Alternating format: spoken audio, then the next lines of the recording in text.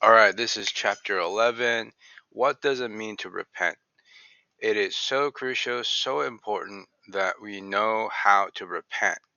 But we're going to go through it and see what it means through the gospel, through what it actually means, and to do things from the way the Holy Spirit is drawing us. So may the Lord bless you, keep you, shine his face upon you, and grant you peace and victory in every area of your life according to the blood covenant of the Lamb. Okay, let's get into it. The simple definition that changes everything. The biggest thing about repentance is that there are many different ways to understand it, but we need to grasp its basic, simple, fundamental essence. Repentance simply means to change your mind, to change the direction you were going. Picture this. You were heading one way, thinking it was the right way, and then you do a complete 180-degree shift to go back in the right direction. If a person continues on their current path, they will get lost and eventually lose all eternity with God. God shows us what repentance is. It's following Jesus Christ. What must we change our minds about? So what exactly are we supposed to change our minds about? We must change our minds about sin, our life, God, and acknowledge that Jesus Christ is truly the Messiah. If we could discover this truth on our own, it would be a tremendous revelation. However, as humans, we don't know the way. Jesus said, I am the way, the truth, and the life. No one comes to the Father except through me. Here's a shocking reality. There's no one on planet Earth, no human being, who understands anything about God apart from divine revelation. Let that sink in. The total depravity of humanity. Through the Psalms and in Romans 3, the Apostle Paul quotes scripture stating that there is no one righteous, not one. No, not one. He goes on to describe humanity as without understanding, violent, liars, deceivers, full of cursing and bitterness. If you strip away everything from humanity, what's left in a person's heart is sin. This is how mankind has lost the reality of God and relationship with Him. Religion always attempts to reach up to God, but the gospel of Jesus Christ is God coming down to earth as a man to show us how to be reunited with Him. The lost truth restored. This truth has been lost since the beginning of time. Since the fall of man, idolatry, religion, corruption, and tyranny have ruled the planet, resulting in people believing whatever they want to believe, and sin has allowed it. In the chaos of humanity's mess, because of the curse and our sinful state, Christ came down from heaven to earth to reveal the true nature of God to us. He came so that all may believe in his righteousness, which is given to all humanity through his sacrifice on the cross. Repentance truly begins by believing the gospel message. This gospel message is designed to restore us to the kingdom of God. The gospel of the kingdom. Very important here. Gospel is about the kingdom of God. They're inseparable. They go hand in hand together. So repentance as renewal of the mind. Another way to understand repentance is a renewal of the mind. It's central to the walk of a disciple because there are previous and preconceived ideas that don't align with the man who came down from heaven, Jesus Christ. When we learn from and follow Jesus Christ, our thought life and our hearts transform because there's power that comes from him. This power emanating from him is the Holy Spirit. Here's the crucial truth. We alone cannot change or transform ourselves. There needs to be supernatural power to have a transformed life. The Holy Spirit is the one who helps us and regenerates our internal life to think and align our thoughts with Christ. Without the inner working of the Holy Spirit, repentance towards truth is virtually impossible. Most people, if not all, already believe what they believe and are futile in their thinking, coming against God. Cooperation with the Spirit of truth. Repentance is cooperation with the Spirit of truth. When we read about the prodigal son in Luke 15, we see that the younger son wandered off, squandering a life meant for good. He chose the wrong direction, driven by the desires. Later, when he hit rock bottom, he came to his senses and realized the truth. He returned home to his father. Luke 15 vividly illustrates what repentance looks like. The prodigal son encountered grace, mercy, compassion, and love from his father upon his return. The father rejoiced because his lost son was found. The beginning of Luke 15 depicts repentance in the light of how heaven sees it.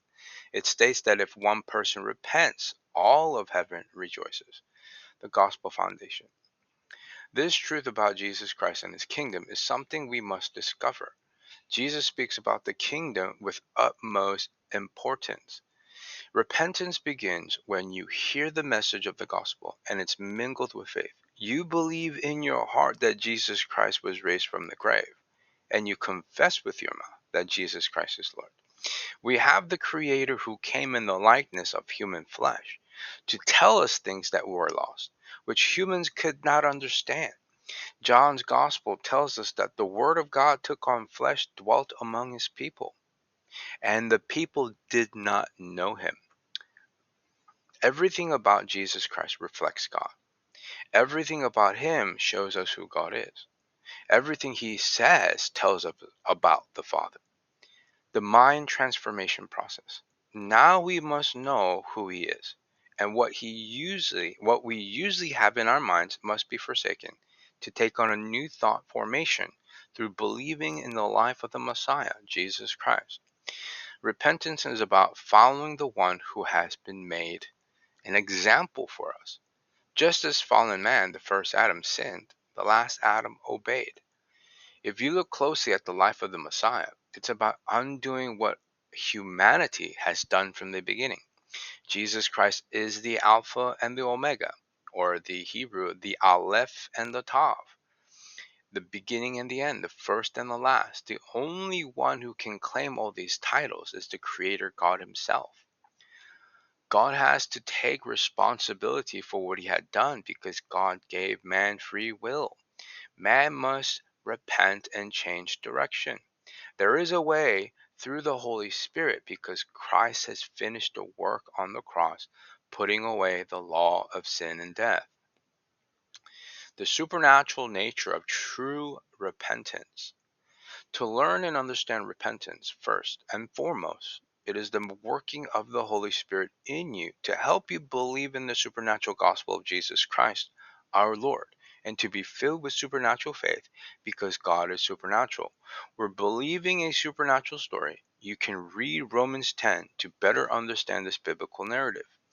To change the way you think, start by reading the four Gospels, then the New Testament epistles, and then the Old Testament.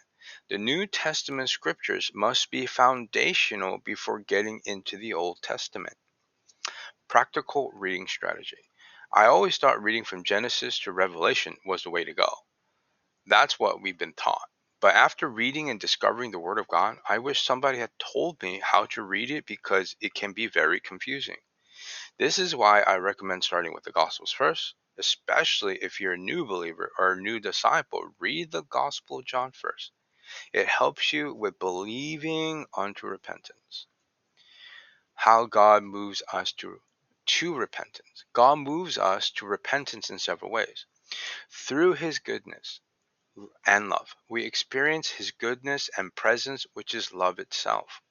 Through encountering Christ, we encounter Jesus Christ in his life, what he's done for us, and it starts to make sense. Through the Holy Spirit's conviction, the Holy Spirit convicts us of truth, righteousness, sin, and the coming judgment day. So the complexity within the simplicity. Repentance is simple but very complex, but because humans are complex beings with many problems, but that's okay, because God can handle all of that. We see this in the life, crucifixion, death, burial, and resurrection of Jesus Christ. It is the Holy Spirit who has given us access to become sons of God. The ongoing process. When we have an encounter with the Lord every day of our lives, we are sanctified by his truth to be conformed to his image and likeness every day until the Lord returns for us. Repentance isn't just a one-time event. It is an ongoing lifestyle of turning away from our ways and towards God's ways. Practical steps to true repentance. Here's how repentance actually works in your life. Number one, acknowledge your condition. Recognize that you're heading in the wrong direction and cannot save yourself. Hear the gospel with faith. Listen to the message of Jesus Christ and allow it to be mixed with faith in your heart. Believe in your heart. Believe that Jesus Christ was raised from the dead and that he is who he claims to be. Confess with your mouth. Confess that Jesus Christ is Lord, not just Savior, but the ultimate authority over your life. Cooperate with the Holy Spirit. Allow the Spirit of truth to renew your mind and transform your thinking patterns. Follow Christ daily. Make the 180-degree turn. Continue walking in his direction, not your own. Read scripture strategically. Start with the Gospel of John, then the other Gospels, then the epistles, building a New Testament foundation. The choice before it. Repentance is not just feeling sorry for your sins. It's not just promising to do better. It's not just turning over a new leaf. True repentance is a supernatural transformation of your mind and heart that can only happen through the power of the Holy Spirit. When you genuinely encounter the Lord Jesus Christ, the question is, are you ready to change your mind about the direction you're heading? Are you ready to do a complete 180-degree turn and follow Christ?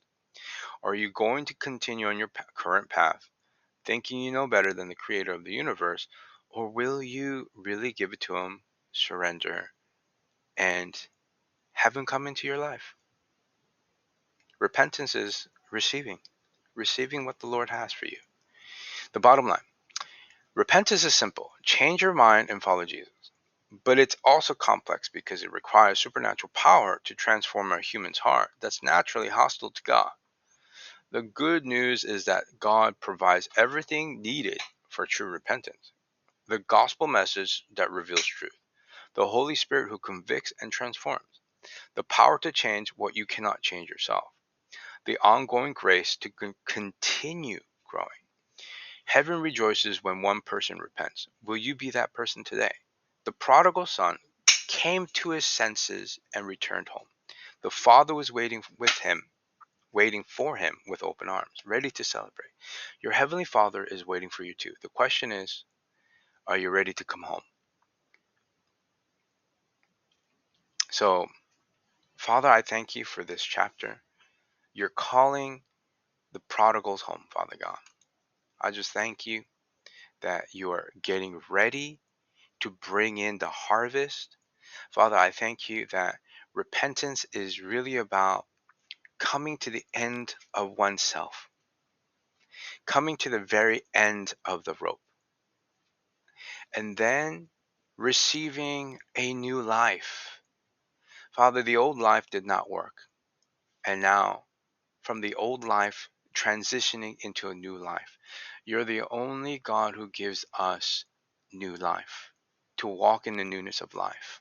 So, Father, I pray that your Spirit will abide and be released to those who want to repent and receive your kingdom, to live as a new creature in Christ.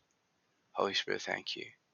May the blood of Jesus Christ forgive you of your sins and the Holy Spirit to come upon you that causes you to be born again, to receive the newness of life, to know the peace of Christ, the joy of the Lord, to know his presence, to know his love, to be like the prodigal son, was dead, but now alive, was lost, but now found. Repentance is such a key to the kingdom, right? Repent, believe the gospel, for the kingdom of God is at hand. God is giving you the keys to the kingdom, and repentance is the first key. We will miss it if we will not do it the way that has been given to us. So I pray the Holy Spirit will give you wisdom and revelation to be able to connect with God. Ask the Lord into your life, not just your heart, into your life, body, soul, spirit. entire life. Lord, come into my life. I give you my life. In the mighty name of Jesus. God bless you all.